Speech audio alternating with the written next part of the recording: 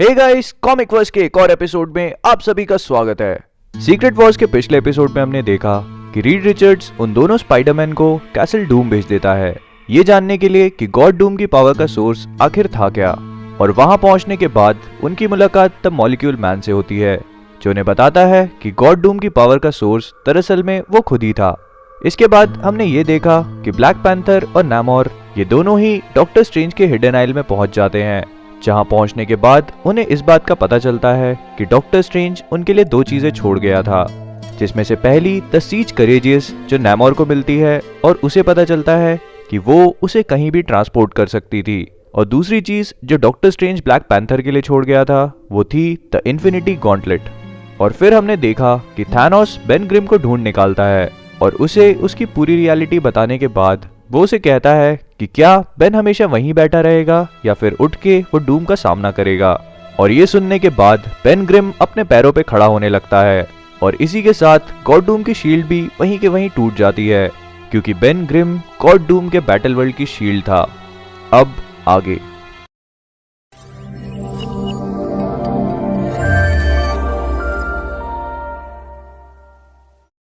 हमारी कहानी की शुरुआत बैटल वर्ल्ड से होती है,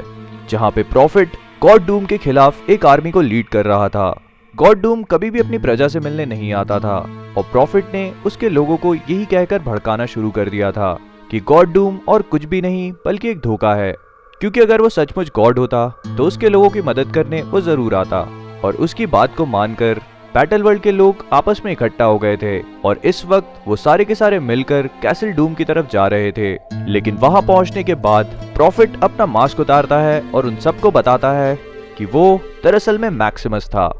जो लोग मैक्सिमस को नहीं जानते हैं, मैं उन्हें बताना चाहता हूं कि मैक्सिमस दरअसल में इनह्यूमंस के लीडर ब्लैक बोल्ट का छोटा भाई है और इसी के साथ वो ब्लैक बोल्ट का सबसे बड़ा दुश्मन भी है और इस वक्त वो एक कबाल का मेंबर था। मैक्सिमस की आर्मी जैसे ही कैसल डूम के सामने पहुंचती है, उस पर गॉड डूम की आर्मी अटैक करने लगती है। गॉड डूम ने दरअसल में बैरन सिनिस्टर और गॉब्लिन क्वीन की आर्मी को इकट्ठा कर लिया था और इस वक्त वो लोग मैक्सिमस की आर्मी से लड़ रहे थे और गॉड डूम के साथ ही साथ ब्लैक स्वान भी ये सब कुछ कैसल डूम के अंदर से देख रहे थे। ब्लैक स्वान गॉड डूम से कहती है कि अगर वो चाहे तो वो वहां जाकर उसकी आर्मी की मदद कर सकती थी, लेकिन डूम उसे ऐसा करने से साफ मना कर देता है, ये कहते हुए कि अभी ब्लैक स्वान को ऐसा कुछ भी करने की कोई जरूरत नहीं थी। और गॉड डूम बिल्कुल सही था, क्योंकि कुछ ही देर बाद बैरन सिनिस्टर और गॉब्लिन आर्मी मिलकर प्रॉफिट की आर्मी को काफी आसानी से हरा देते हैं। लेकिन गॉड डूम एक बात से पूरी तरह से अनजान था कि बैरन सिनिस्टर ने दरअसल में कुछ ही समय पहले कैप्टन मार्वल को पकड़ा था और कैप्टन मार्वल ने बैरन सिनिस्टर से बात करके उसे गॉड डूम के खिलाफ भड़का दिया था। और इसी वजह से बैरन सिनिस्टर अपनी आर्मी को ऑर्डर देता है और वो गॉब्लिन आर्मी पर अटैक करने लगती है। और इससे पहले कि गॉब्लिन क्वीन कुछ भी समझ पाती, कैप्टन मार्वल उसे एक जबरदस्त किक मारती है और उसके जमीन पर गिरने के बाद बचा हुआ काम बैरन सिनिस्टर खत्म कर देता है।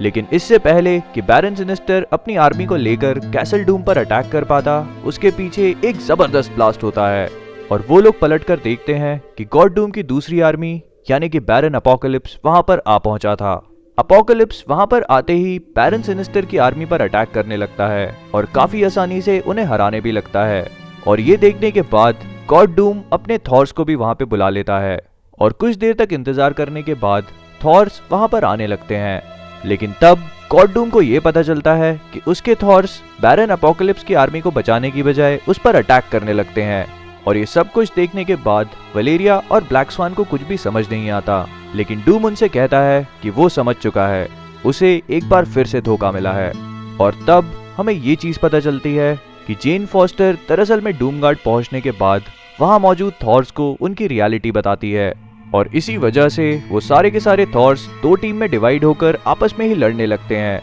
लेकिन कुछ ही समय बाद जेन फॉस्टर की टीम जीत जाती है और वो डूमगार्ड को छोड़कर कैसल डूम पर अटैक करने चली जाती है।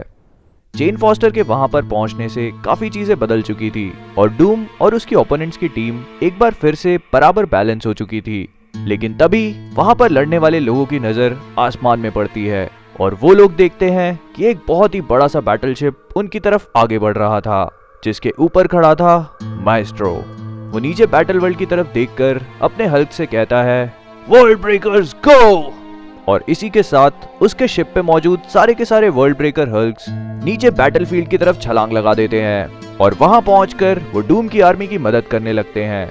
इधर बैटल वर्ल्ड के अननोन एरिया में मेकर मिस्टर फैंटास्टिक से कहता है कि उनका प्लान कामयाब हो रहा था और डूम और उसकी टीम्स पूरी तरह से डिस्ट्रैक्टेड थे और ये समय उनके लिए सबसे ज्यादा परफेक्ट था ताकि वो लोग अपने प्लान को एग्जीक्यूट कर पाएं। और ये बात करने के बाद वो लोग स्टार लॉर्ड की तरफ देखते हैं और उससे पूछते हैं कि क्या वो अपने प्लेन को सही सलामत उस जगह पर लैंड कर सकता है। और स्टार लॉर्ड उनसे कहता है कि उसे ये करने में कोई प्रॉब्लम नहीं होगी। और ये सुनने के बाद मेकर रीड की तरफ देखकर उससे कहता है कि अब वक्त आ गया था कि वो लोग अपने प्लान के आखिरी पार्ट को अंजाम दें। और ये सुनने के बाद रीड अपने माइक्रोफोन पे बात करने लगता है और तब हमें ये चीज पता चलती है कि उसके माइक्रोफोन की दूसरी तरफ दरअसल में ब्लैक पैंथर था, जो रीड से कहता है कि वो और उसकी आर्मी पूरी तरह से तैयार हैं।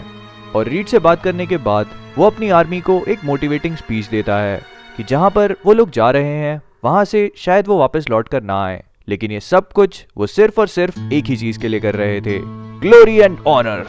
और उसकी बात सुनने के बाद उसकी पूरी की पूरी आर्मी उसके साथ चिल्लाती है, ग्लोरी एंड ऑनर। और इधर बैटलफील्ड पे एक बहुत ही घमासान जंग छिड़ी हुई थी जहां पर हल्क, स्पाइडरमैन, थॉर्स, बैरन सिनिस्टर, कैप्टन मार्वल ये सारे के सारे एक दूसरे के खून के प्यासे हो चुके थे। और इसी बीच स्टार लॉर्ड अपने प्लेन को लेकर उस डेस्टिनेशन पे जा ही रहा था कि तभी उनके प्लेन पर एक हल्क आ जाता है। वो लोग जैसे तैसे उस हल्क को अपने प्लेन से हटाते हैं, लेकिन इसी कारण उनके प्लेन का एक इंजन काफी बुरी तरह से डैमेज हो जाता है और वो लोग अपनी डेस्टिनेशन से थोड़ी ही दूर क्रैश हो जाते हैं।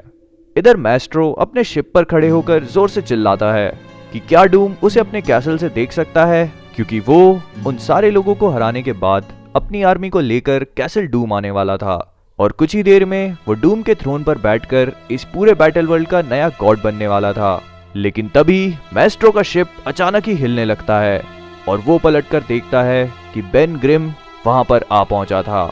बेन एक ही झटके में उसके पूरे के पूरे शिप को अपने हाथों से मसल देता है और फिर वो उसे खिलौने की तरह जमीन पर फेंक देता है और मैस्ट्रो की कहानी वहीं खत्म हो जाती है। लेकिन ऐसा करते ही बेन की नजर उसके सामने पड़ती है जहां पर फ्रैंकलिन अपने गैलेक्टस को लेकर उसका सामना करने के लिए आ गया था। लेकिन बेन ग्रिम इतनी आसानी से हार मानने वाला नहीं था। वो गैलेक्टस को देखते ही उसके मुंह पर एक जबरदस्त पंच मारता है और वहां से कुछ ही दूर अपना शिप क्रैश हो जाने के बाद मेकर और मिस्टर फैंटास्टिक अपनी डेस्टिनेशन की तरफ वहां से चले जाते हैं और स्टार लॉर्ड वहीं पर रुककर अपने शिप को रिपेयर करने लगता है। लेकिन तभी वहां पर ब्लैक स्वान आ जाती है जो स्टार लॉर्ड को देखकर उससे कहती है कि वो अपने गॉड को सर्व करने आई है और जो भी उसके खिलाफ खड़ा होगा वो उसे तबाह कर देगी। स्टार लॉर्ड अपने दांतों के बीच में एक तीली को दबाता है और उससे कहता है कि उसने ब्लैक स्वान जैसे कई लोग देखे हैं और अगर ब्लैक स्वान ऐसा सोचती है कि वो उसकी बातों को सुनकर उससे डर जाएगा तो ऐसा बिल्कुल भी नहीं है, क्योंकि स्टार लॉर्ड एक चैंपियन था और वो कभी भी इतनी आसानी से गिव अप नहीं करता था। और ये बोलकर वो अपनी गन की तरफ हाथ बढ़ाता ही है कि तभी ब्लैक स्वान उस पर एक जबरदस्त अटैक करती है जिसकी वजह से स्टार लॉर्ड काफी बुरी तरह से घायल हो जाता है। वो जमीन पर गिरने के बाद धीरे धीरे वहां से रेंगना शुरू करता है और उस तीली को ढूंढकर वो एक बार फिर से अपने मुंह में रख लेता है और ब्लैक स्वान की तरफ देखकर वो एक बार फिर से अपना मुंह चलाने लगता है कि ब्लैक स्वान के पास ये आखिरी मौका था, अगर वो चाहे तो उसके सामने सरेंडर कर सकती थी। लेकिन स्टार लॉर्ड की बातें सुनकर ब्लैक स्वान उस पर एक और अटैक करने के लिए तैयार हो जाती है और तब स्टार लॉर्ड उससे कहता है कि चाहे जो भी हो जाए ये बात याद रखना कि मैंने तुमसे पहले ही कहा था। और इसी के साथ वो अपने दांतों में से उस तीली को निकालता है और वहां मौजूद गॉड डूम के थ्रोन में घुसा देता है और उसके ऐसा करते ही गॉड डूम का पूरा थ्रोन जो एक पेड़ से बना हुआ था वो अपने आप हिलने लगता है। ब्लैक स्वान ये सब कुछ समझने की कोशिश करती है, लेकिन पीटर उससे कहता है कि बस 2 मिनट